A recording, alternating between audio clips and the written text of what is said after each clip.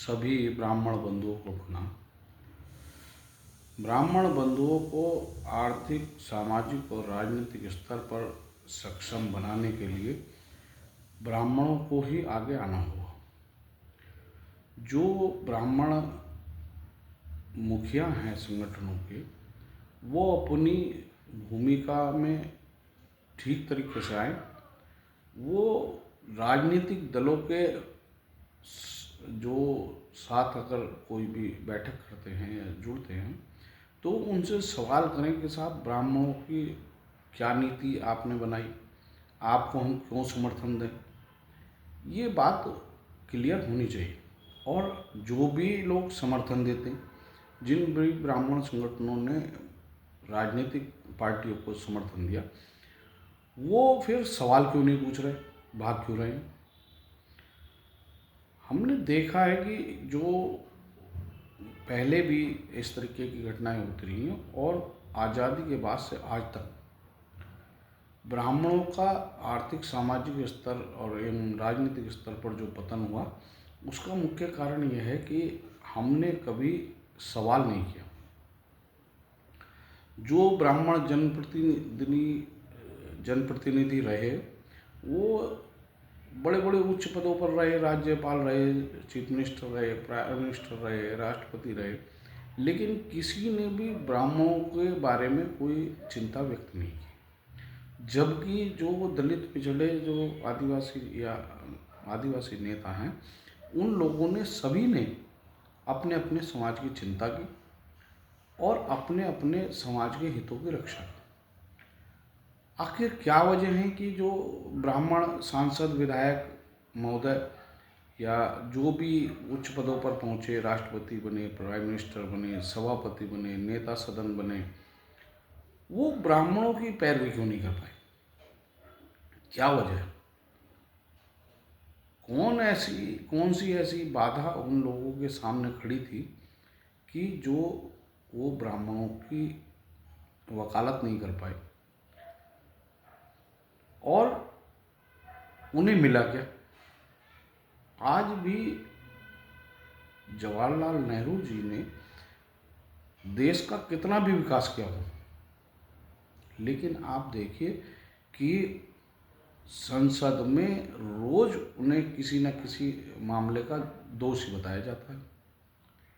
अगर ब्राह्मणों के हितों की रक्षा की होती, आरक्षण जैसे दूसरे कास्टों को संगठित ग्रुप बना कर दिया गया, अगर ब्राह्मणों को भी पंडित जवाहरलाल नेहरू जी ने दिला दिया होता, तो उनकी वकालत करने के लिए, उनकी पैरवी करने के लिए आज पूरे देश का ब्राह्मण खड़ा होता। लेकिन उन्होंने क्या किया? दूसरों की पैरवी करते। आज भी जो ब्राह्मण या ब्राह्मण सांसद, विधायक, नेता या जो भी ब्राह्मण उच्च पदों पर हैं, या वो जितने भी चाहे दूसरी जातियों के लोगों की मदद करते रहें, लेकिन परिणाम जो वो सकारात्मक आज तक नहीं है। हो सकता है कि उन्हें जो निजी फायदे हो रहे हों, लेकिन समाज के लिए घातक। हमने बहुत से मामलों में ऐसे देखा है कि जब किसी ब्राह्मण ने किसी दूसरे कास्ट के व्यक्ति से किसी काम को कहा, तो उसने साफ मना कर दिया।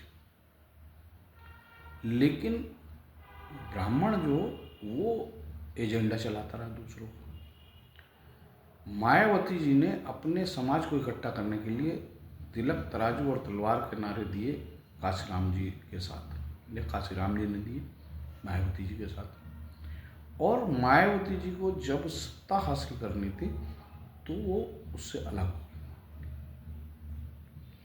उन्होंने फिर ब्राह्मण को जोड़ लिया, और जो भी नेता उसमें जुड़े,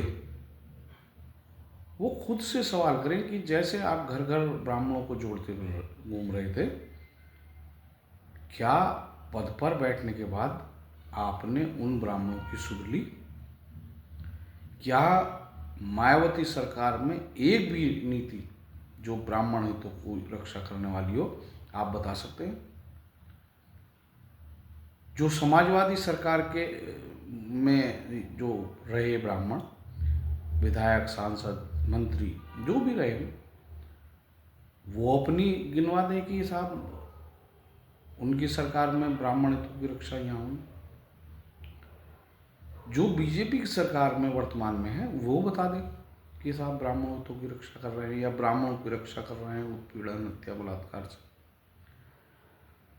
ये बात अगर आप नहीं कर पा रहे तो फिर इस बात से सहमत हुइए कि ज़रूरत है ब्राह्मणों को अगर बचाना है और ब्राह्मणों के हितों की रक्षा करनी है, ब्राह्मणों को हत्या, उत्पीड़न, बलात्कार से बचा कर रखना है, उन्हें उनकी जो सुरक्षा सुनिश्चित करनी है, उनकी रक्षा करनी है, तो फिर ब्राह्मणों की पैरवी करनी होगी, उनके हितों की रक्षा करनी होगी सदन में। और सदन में तब आप कर पाओगे जब आपका खुद का एक ब्राह्मण राजनीतिक विंग हो। उससे फ़ायदा क्या होगा? फ़ायदा ये होगा कि आपका नेता सदन हो या आप, सबका एजेंडा एक ही है। वो भी जो नेता सदन है वे भी ब्राह्मण हितों की ही वकालत करेंगे और सांसद, विधायक महोदय हैं वे भी ब्राह्मण हितों की रक्षा करेंगे। तो जितना भी समय मिलेगा एक ब्राह्मण राजनीतिक उनको, उसका पूरा सदुपयोग सरकार पर दबाव बनाने के लिए किया जाए। और जब हमारे जो काबिल ब्राह्मण हैं वो बिल्कुल सभी सक्रिय हो जाएंगे और अपनी काबिलियत का 100% कार्य करेंगे, तब आप ये देखना कि सरकार ब्राह्मणों की होगी और ब्राह्मण राजनीतिक विंग की, और फिर आपके हालात बदल जाएंगे। जिन भी राजनीतिक दलों में ब्राह्मण राजनीतिक विंग के प्रति, ब्राह्मणों के प्रति नफरत है, वो 100 बार सोचेंगे कि अगर ब्राह्मण राजनीतिक विंग सरकार में आ गए तो फिर हालात ऐसे ही होंगे जैसे आपने ब्राह्मणों की की। ये धमकी नहीं, ये काम करने का तरीका है जो हम देख रहे हैं वही करेंगे। अगर ब्राह्मणों के किसी भी सरकार में, जो आज़ादी के बाद से आज तक रही सरकारें, चाहे कांग्रेस की सरकार रही हो या राज्यों में क्षेत्रीय दलों की सरकारें रही हों या गठबंधन की सरकारें बनी हों, वो सभी सरकारें कभी भी ब्राह्मण हितों के लिए एक पॉलिसी, कोई भी राजनीतिक दल बता दे कि ब्राह्मण हितों की रक्षा के लिए हमने साहब ये पॉलिसी बनाई, कोई बताएगा साहब कि ब्राह्मण जो वो खा रहे हैं मंदिरों का पैसा? कितने ब्राह्मण जो मंदिरों में गिनती, अधिकांश मंदिरों में जो ओबीसी समाज के, गिरी गोस्वामी समाज के पुजारी हैं। लेकिन ब्राह्मणों के साथ समस्या क्या है कि ब्राह्मण सवाल नहीं करता,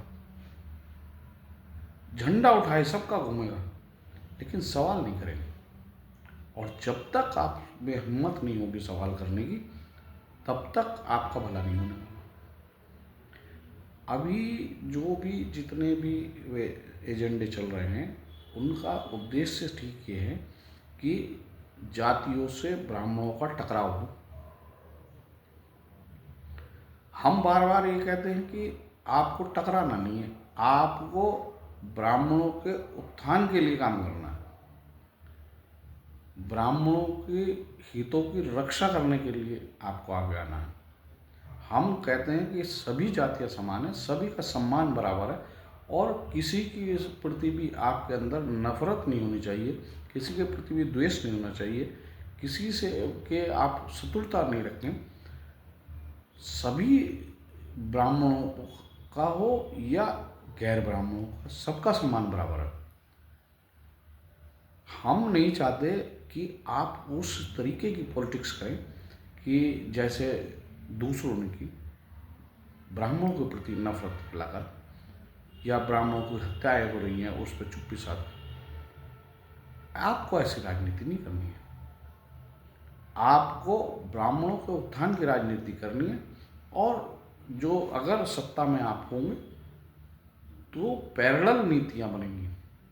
अगर दूसरे लोगों की हितों की रक्षा होगी तो ब्राह्मणों के हितों की पहले रक्षा होगी। ये जो हमा ब्राह्मण राजनीतिक विंग का यही एक सीधा वो उद्देश्य रहेगा कि ये नफरत नहीं करेगा किसी से भी। ब्राह्मण उत्थान के लिए पूरी 100% समर्पित होगा। इसका संसद हो या विधानसभा हो, इनमें एक एक पल ब्राह्मणों को गलत करने में ही जाएगा। ब्राह्मणों के हितों की रक्षा करने में ही खर्च होगा। ब्राह्मणों के हितों के लिए रक्षा करने वाली नीतियों को सरकार से बनवाने में के लिए खर्च होगा। आगे फिर मिलेंगे, फिर बात होगी। जय हिंद, जय भारत, जय संविधान।